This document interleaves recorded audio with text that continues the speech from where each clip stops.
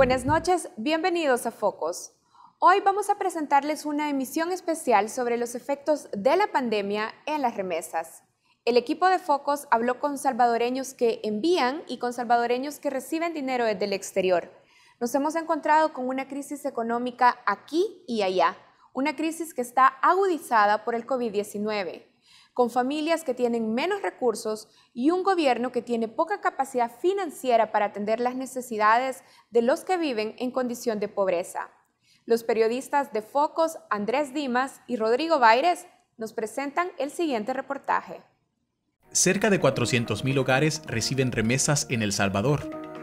En 2019, los envíos de dinero desde el exterior alcanzaron 5.648.96 millones de dólares, lo que representa más del 20% de lo que producimos en un año, un porcentaje importante para la economía salvadoreña.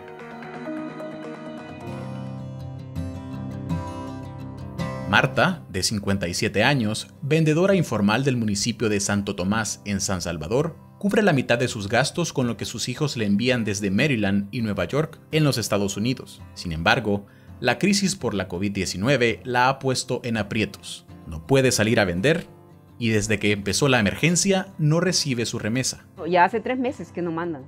Hoy que empezó la pandemia, vea, con la ayuda que nos ha dado el señor alcalde del gobierno, pues vamos subsistiendo, vea, con el poquito que nos dan. Las cifras respaldan la realidad de Marta. Datos oficiales registraron una caída del 11% en el envío de remesas en marzo de 2020 respecto al mismo mes del año pasado. La disminución se agudizó en abril, cuando cayeron 40%. ¿Por qué no mandan ahora? Por la pandemia que estamos sufriendo mundialmente, ¿ve? Ellos se han quedado sin trabajo y ahora no pueden mandar. Desde que empezó la pandemia ya, pues los encerraron y no trabajan. Eso nos ha afectado mucho. El poquito que mandan ahí pues sirve para pagar recibos, para alguna cosa que yo no puedo comprar, pues ellos lo mandan, ¿verdad? Pero ahora se ha sentido. Como uno de los hijos de Marta, Sonia migró a los Estados Unidos. Se unió a una caravana en octubre de 2018 y ahora comparte un apartamento en Nueva York con 5 familiares más, todos indocumentados. Limpia casas, gana $13 la hora, pero desde que inició la pandemia, sus horas de trabajo se recortaron a la mitad. Mandaba $200 cada mes para su hijo en El Salvador. Así como está ahorita la situación, ¿verdad? No se nos hace tan fácil decir, voy a enviarle, hoy tengo, y ya tenía casi más de desde que empezó la pandemia o antes, que no le envió dinero. Porque igual, no estaba ganando muy bien. José, el hermano de Sonia, era contador en El Salvador y vino hace 5 años a Nueva York. Trabajaba en construcción en el área de Manhattan, donde antes de la pandemia ganaba $600 semanales. Con eso ayudaba a los gastos de supermercado de su padre y sus hermanos. Al inicio de la crisis, su trabajo cerró operaciones por un mes. Sí, le enviaba a mi papá más que todo ayuda, unos $100. ¿Al mes? Al mes. Y a mis hermanos también. Les ayuda cuando uno puede. ¿Cómo cuánto le mandaba a sus hermanos? No, entre $50. Como José, la mayor parte de los salvadoreños que envían remesas a El Salvador trabajan en construcción, uno de los sectores más afectados por la crisis en Estados Unidos. Pero más allá del sector donde trabajan los migrantes, la realidad ahora es más difícil. El Centro de Investigaciones Pew reportó en abril que el 61% de latinos encuestados había perdido su empleo o reducido sus ingresos a raíz del brote de coronavirus. De acuerdo con el mismo estudio, el 44% de la población de origen latino tenía dificultades para pagar sus facturas mensuales.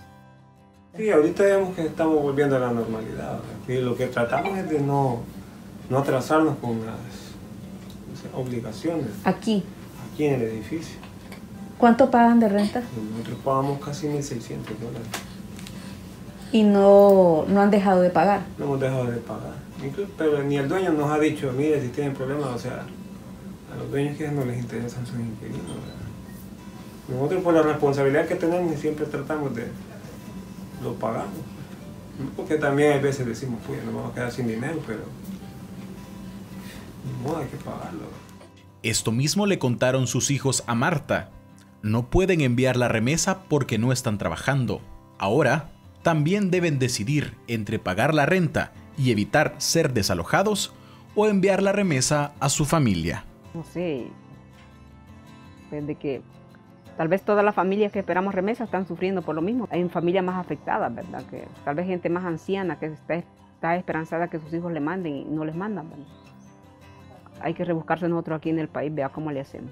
Lo que señala Marta cobra más relevancia al ver las cifras oficiales. 1 de cada 5 hogares en El Salvador son receptores de remesas y, en promedio, este dinero significa casi la mitad del ingreso total de estas familias.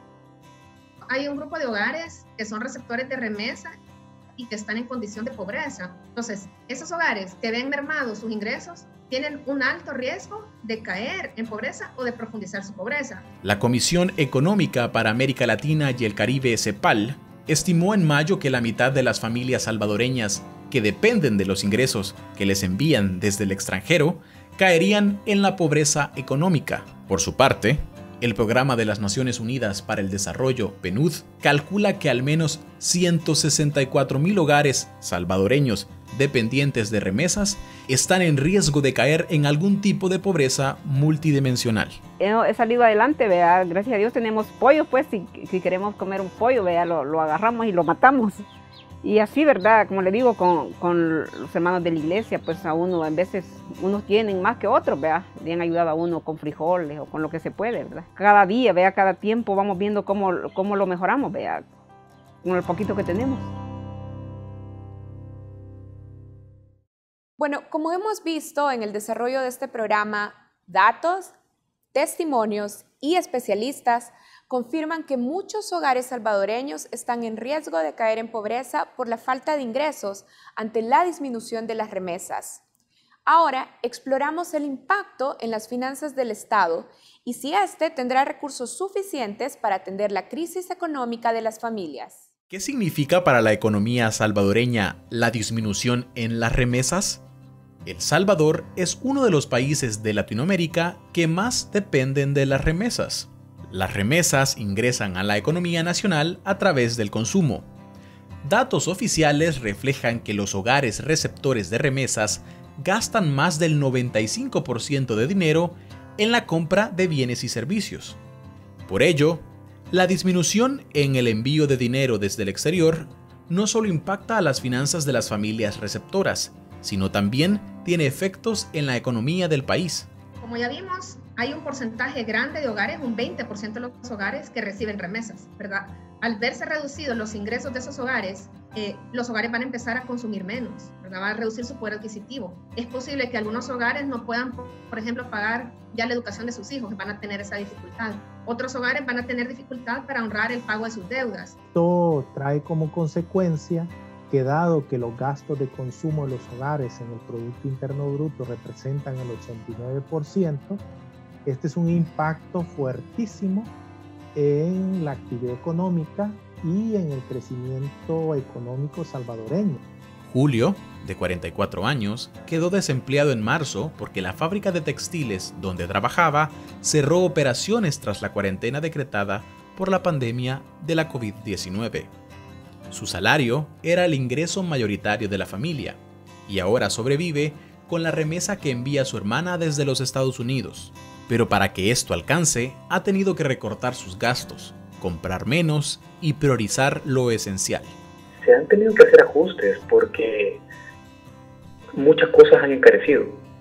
Entonces, si teníamos un ingreso de un porcentual de X número, todo eso ya en este momento no alcanza mucho debido a que todo ha subido. Hemos dejado de comprar carne, por decir un ejemplo, y nos enfocamos un poco más en verduras, que es más cómodo.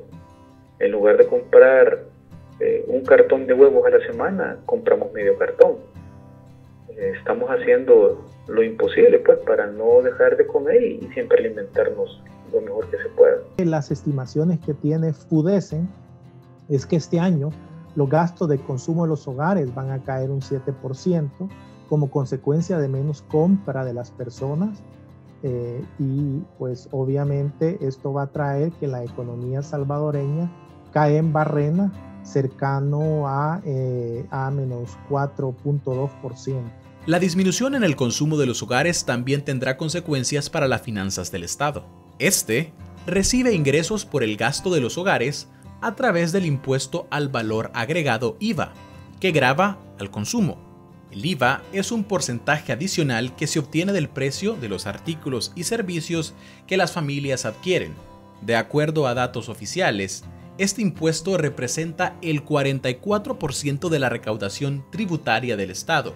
Por lo tanto, si el consumo de las familias disminuye, el Estado tendrá menos recursos, ahora necesarios para afrontar la crisis sanitaria por la COVID-19. Sí, el consumo se cae. Sí, la actividad económica, tal como se está contrayendo y paralizando, en los meses de paralización se cae la recaudación de IVA, de renta, y por lo tanto, ¿qué es lo que significa eso? Que tendríamos 1,000 o quizás más de recaudación inferior este año versus lo que se esperaba.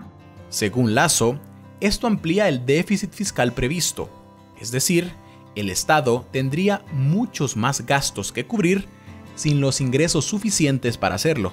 Cuando se hizo el presupuesto, lo que se dijo es, va a haber un déficit de 645 millones. Era lo que se previó cuando se hizo el presupuesto antes de saber que iba a existir esta crisis.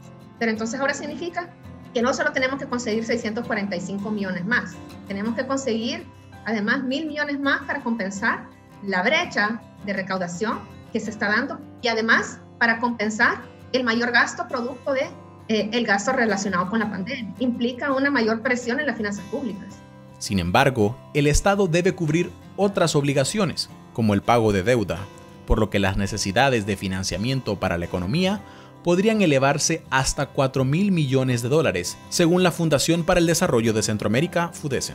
La caída de remesas, la caída del ingreso, la caída del crecimiento durante este efecto de la pandemia va a ser más intenso que la sufrida en la crisis del 2009.